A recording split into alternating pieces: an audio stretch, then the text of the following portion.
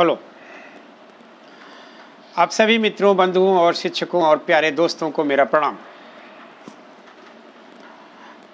आप सबका स्वागत करता हूं आज के इस वीडियो में, जिसकी टॉपिक है सिख पंथ के छठे गुरु हरगोबिंद जी,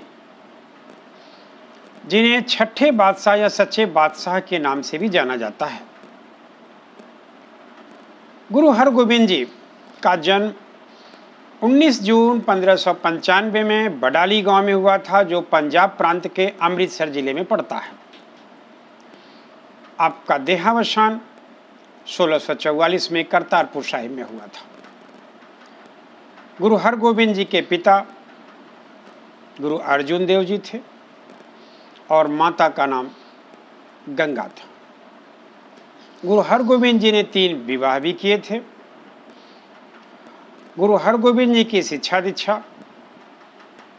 भाई गुरुदास के नेतृत्व में हुआ था और बुद्धिजीवी अनुभवी बुढ़ा जी के बाबा बुढ़ा जी के नेतृत्व में संपन्न हुआ था। गुरु हरगोबिंद जी ने सिख पंथ को पूरी तरह से सैनिक पंथ और सैनिक संप्रदाय में बदल दिया, क्योंकि आपके पिता अर्जुन देव के साथ यासा सियासत कानून के तहत जहांगीर ने बड़ी कड़ी यातना दे करके इंतकाल किया था, उससे काफ़ी क्षुब्ध थे गुरु हरगोबिंद जी। इन्होंने प्रत्येक सिख के लिए शस्त्र शिक्षा अनिवार्य कर दिया। एक सिख परंपरा में पहली बार सैन्य शिक्षा अनिवार्य कर दिया। गुरु हरगोबिंद जी ने एक अकाल तख्त बंग का निर्माण करवाया, जिसकी ऊंचाई लगभग 12 फीट थी, जिस पर हरगोबिंद जी बैठा करते थे। सैनिक वेशभूषा पहनने वाले ये पहले गुरु थे। इन्होंने अपने दरबार में नगाड़ा बजाने की परंपरा शुरू की, जो प्रायः राजघरानों में होता था। इन्होंने एक तरह से सिख पंथ को सैन्य पंथ में बदल दिया और शस्त्र के साथ शास्त्र और शास्त्र के साथ शस्त्र दोनों अनिवार्य कर दिया। अमृतसर की किलेबंदी भी करवाई और ये धन और चंदा लेने के जगह, जो रामदासी परंपरा में किया गया था, घोड़े और अस्त्र शस्त्र लेना पसंद करने लगे। यही कारण है कि गुरु हरगोबिंद से मुगल भी भयभीत होते थे। गुरु हरगोबिंद ने एक सिख पंथ को न केवल लड़ाकू पंथ और संप्रदाय में बदल दिया, बल्कि मीरी और पीरी परंपरा भी चलाई। ये मीरी पीरी परंपरा क्या है? वास्तव में मीरी पीरी 2 तलवार हुआ करता था, जिसे बाबा बुढ़ा जी ने गुरु हरगोबिंद को पहनाई थी।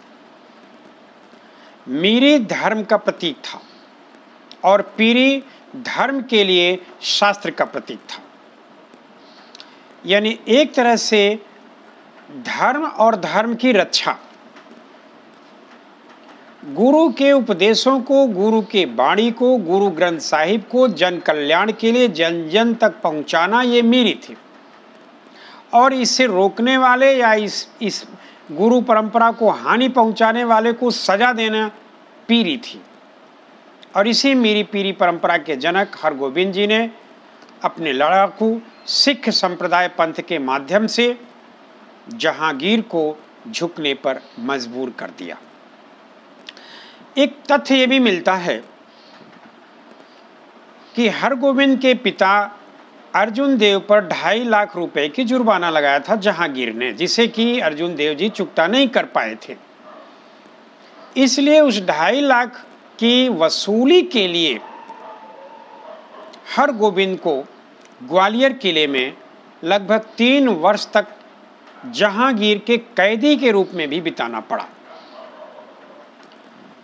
और इसी के संदर्भ में बंदी मुक्ति दाता के रूप में भी हरगोबिंद को जाना जाता है, क्योंकि इन्होंने लगभग 3.25 साल के बाद न केवल खुद को छुड़ाने में सफलता प्राप्त की, बल्कि अपने साथ ऐसे 52 राजाओं की भी मुक्ति कराई जिन्होंने मुगल वंश के खिलाफ अपनी बात उठाई थी और उन्हें भी बंदी बना लिया गया था इसी ग्वालियर के किले में। प्रसंग तो ये मिलता है कि जब अपने कश्मीर प्रवास के दौरान हरगोविंद जी यात्रा कर रहे थे तो उन्हें एक माता भांभरी से मुलाकात होती है। माता भांभरी ने इन्हें गुरु नानक माना और पूछ लिया कि क्या आप गुरु नानक हैं, क्योंकि गुरु नानक जी के संदर्भ में माता भांभरी ने बहुत कुछ सुन रखी थी। अपने गुरु के संदर्भ में इस निर्जन स्थान पर ये बात सुन करके हरगोविंद बड़े आह्लादित हुए और उन्होंने अपना परिचय देते हुए कहा कि हम उन्हीं के पंथ के एक पुरोधा हैं। तो दरअसल माता भांभरी ने एक गुरु के लिए बड़ा लंबा कोट तैयार किया था जिसमें लगभग 52 कलियां लगाए गए थे और उसे वो गुरु नानक जी को पहनाने की इच्छा रखी हुई थी। लिहाजा उस कोट को जिसमें 52 कलियां लगी थीं, ये छठे गुरु हरगोविंद जी ने धारण कर लिया था। और जब ये ग्वालियर किले में कैद हुए थे तो माता भांभरी के इसी कोट को पहने हुए थे। तो एक तथ्य यहाँ पर आता है कि छूटे कैसे इस ग्वालियर किले से। वास्तव में जब गुरु अर्जन देव के समय में अमृतसर सरोवर में एक मियाँ मीर ने, जो सूफी संत थे, उन्होंने अर्जन देव के समय में हरमिंदर साहिब की नींव डाली थी। इसी मियाँ मीर की शिष्या थी जहांगीर की पत्नी नूरजहां। और मियाँ मीर से सिख परंपरा की बहुत सी अच्छी बातों को नूरजहां ने सुन रखी थी। और जैसा कि सर्वविदित है कि जहांगीर के आँख कान नाक सब उनकी पत्नी नूरजहां ही थी। इसलिए नूरजहां के कहने पर ही जहांगीर ने हरगोविंद को ग्वालियर किले से छोड़ने का आदेश दिया। और जब इस गुरु ने अपने साथ बंदी राजाओं को भी रिहाई करने की मांग की तो यह निर्देश मिला कि जितने लोग आपके पल्लू पकड़कर बाहर आ सकते हैं उतने आ जाए। ऐसे में माता भांभरी का यह कोट वरदान साबित हुआ। उसमें लगी 52 कलियां 52 राजाओं ने पकड़ ली और उसके बाद उन सब के रिहाई का आदेश जहांगीर ने दे दिया। इस तरह से हरगोविंद जी अपने साथ साथ 52 राजाओं को भी मुक्त कराए। इसीलिए इन्हें मुक्तिदाता, बंदी मुक्तिदाता के रूप में भी जाना जाता है। आपने हरमिंदर साहिब और अकाल तख्त का आदर्श साबित किया, जन जन तक लोक कल्याण की भावना को फैलाया। आपने सैन्य पंथ, आपने सिख पंथ परंपरा को एक सैन्य परंपरा में बदल दिया। और यहाँ तक भी तथ्य मिलते हैं कि अपने अनुयायियों को आवश्यकता पड़ने पर मांसाहार का भी इस गुरु ने आदेश दिया था। तो छठे गुरु परंपरा से आते आते सिख परंपरा पूरी तरह से मुगलों से टक्कर लेने में सक्षम हो गई। और ये उल्लेख मिलता है कि शाहजहां इस गुरु परंपरा को पसंद नहीं करता था। 4 बार गुरु हरगोविंद से मुगल सेना का सामना हुआ और वो मुंह की खाई।